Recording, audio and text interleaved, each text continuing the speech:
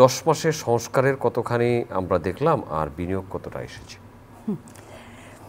এটা নূর শুধু বলবে না, সাধারণ মানুষ না, আমি নিজেও যখন উনি আসছেন তখন আমার মনে হয়েছে যে একটা আন্তর্জাতিকভাবে খ্যাতিসম্পন্ন একজন মানুষ উনি আসছেন। আর ওনার এই শেষ সময়ে, পৃথিবীতে মানুষ কিছু সময়ের জন্যই আসে, যে সময়টা উনি অতিক্রম করে যাচ্ছেন, এবং এই সময়টা হলো এমন একটা সময় শুধু দেওয়ার জন্যই, পৃথিবীটাকে বাকিটুকু একদম দুহাত ভরে দিয়ে যাবেন উনি। এবং আরও একটা জিনিস ছিল যে ফ্যাসিস্ট যখন গেছে তখন বাংলাদেশের তলানিতে আপনার অর্থ যে অবস্থা, তো আমার ধারণা এরকম ছিল যে উনি অর্থনীতিবিদ, অর্থনীতিতে উনি নোবেল পেয়েছেন, উনাকে এত দেশ পছন্দ করে, উনি চাইলেই সব দেশ হুমড়ি খেয়ে আমাদেরকে ঋণ দিবে, আমাদেরকে সহজ শর্তে, আমরা কেউ মাগনা চাই না, দিবে, এবং সব কিছু ব্যবসা বাণিজ্য সব বোধহয় একদম উপচে পড়বে। কিন্তু আমরা 10 মাসে যেটা, আজকে 10 মাসে আমরা যেটা দেখলাম সেটা কিন্তু আমরা দুঃখজনকভাবে, সত্যি উনি কি চেষ্টা করলেন, উনি কিন্তু একদম যারা উড়াল দিয়ে থাকে বিদেশে তাদের পর্যন্ত নিয়ে আসলেন ব্যবসায়ী সাবমিট করার জন্য। সাবমিট হলো, সব হলো, কিন্তু যারা আসলেন তারা তো বললেন যে স্থিতিশীল গভর্নমেন্ট ছাড়া আমরা কাজ করব না, আমরা কার উপরে কাজ করব। এই জিনিসটা কিন্তু গদবাঁধা কথা, এটা কিন্তু বই পুস্তকে লেখা কথা, যে একটা সরকার কোন টাইপের সরকার থাকলে সারা বিশ্ব আপনার লগ্নি খাটাতে পারে, চায়, সেটা কিন্তু সাধারণভাবে উনি কিন্তু এই জায়গায় ফেল করেছেন।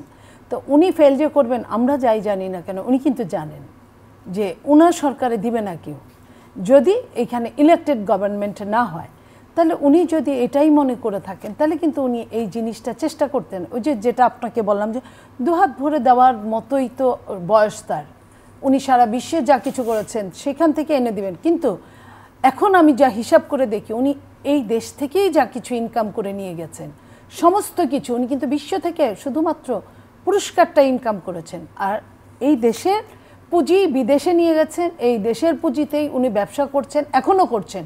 সরকার প্রধান হওয়ার পরে যত রকম ফ্যাসিলিটিস সবগুলোই উনি নিলেন, যেটা আমি কল্পনাই করিনি।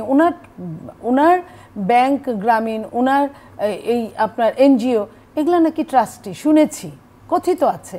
যদি ট্রাস্টি হয় তাহলে সরকারও কিন্তু ট্রাস্টি, সরকার কিন্তু জনগণের জিনিস, সম্পত্তি, জনগণ সরকারকেই দেয়, চোখ বন্ধ করে ট্যাক্স দেয়, সরকারের নিজের জায়গা কিনে থেকে সরকারের ওই নামে জায়গা থাকে যে 99 বছর বা 20 বছর 30 বছর, জনগণও কিন্তু সরকারের।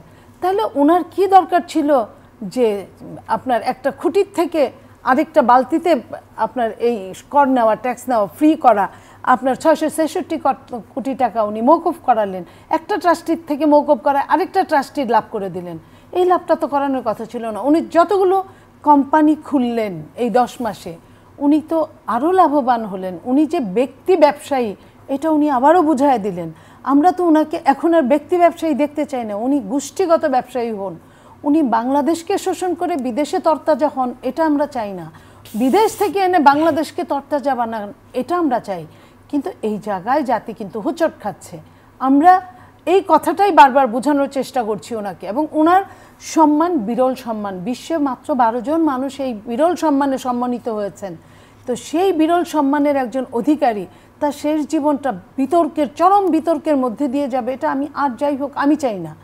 এই কারণে ওনার যে সমালোচনা করি, আমি চাই উনি এই জিনিসগুলো যদি মানে কোনো ভাগ্যক্রমে উনি এই কথাগুলো শুনে ওনার রিয়ালাইজেশন যাতে হয়, উনি সঠিক সময় নির্বাচন দিয়ে উনি বাংলাদেশের সরকারের পাশে থাকুক, আজীবন জীবদ্দশায় পাশে থাকুক, এবং বাংলাদেশের কিভাবে উপকার হবে এটাই উনি করুক। এটা করলে আমরা যতটা খুশি হতাম, ওনার ব্যর্থতাগুলো আমরা ভুলে যেতাম, যে হ্যাঁ একটা একদম কপর্ণহীন একটা বাংলাদেশ শেখ হাসিনা যে রেখে গেছে, উনি চেষ্টা করেছে, উনি পারে নাই। কিন্তু উনি চেষ্টা করে, উনি যখন বুঝেছে উনি পারবেন না, উনি রাজনীতিবিদদের ক্ষমতা রাজনীতিবিদদের হাতে দিয়ে গেছেন। এটা হলে ওনাকে এই জাতি মনে রাখত, এবং উনি পাশেই থাকতেন, যে সরকারি আসুক না কেন উনি পাশে থাকতেন। কিন্তু উনি তো এই কাজগুলো করছেন না। উনি ওনার মতো করে, আমরা যখন শুনি যে একটা কি বলে যে বিদেশে লোক পাঠায়, যে ওটার নাম কি বলে, সেই কোম্পানিও উনি ওনার নামে করেছেন, এবং জাপান ম্যান পাওয়ার, জনশক্তি, সেইটাও আপনার জাপানে যে শুনি যে 1 লাখ লোক নিবে, উনি বলছেন যে 1 লাখ লোক নিবে, যদিও এটা এটা অনেকটাই অসম্ভব, কারণ জাপানে এই পর্যন্ত আমার যা ধারণা 15-20 হাজারের বেশি বাঙালি থাকে না, একমাত্র জাপান যে এত হিসাব করে নেয়। আমি 7-8 বছর আগে জাপান গিয়েছি, তখন জাপানে 11,000 বাঙালি ছিল। তো সেই হিসেবে এটা আমাকে বলেছে সেইখানের অ্যাম্বাসেডর বলেছে বাংলাদেশের। তো সেই জায়গায় আমি বলছি যে উনি যদি নিতে পারে এটা বাংলাদেশ মনে রাখবে তাকে, কিন্তু নিজের কোম্পানি দিয়েই নিতে হবে, এটা কেমন কথা? এটা কেমন কথা? কেন নয় এটা নুরুর কোম্পানি, কেন নয় আপনার কোম্পানি, কেন নয় আরেকজনের কোম্পানি? তাহলে উনি কর মওকুফ করলেন, উনি কি বলে স্টারলিংক নিলেন, সেটাও নিজের নামে। স্টারলিংকে কতটা দেশের জন্য ক্ষতি হলো, কতটা ব্যবসায়ীদের জন্য লাভ হলো, এটা তো বড় কথা না। আমি তো আমার দেশটাকে দেখব, আমি আমার সার্বভৌমত্বকে দেখব, আমি আমার স্বাধীনতাকে দেখব। আমি আমার স্বাধীনতার জন্য আমি আমার জীবন পর্যন্ত উৎসর্গ করতে পারি।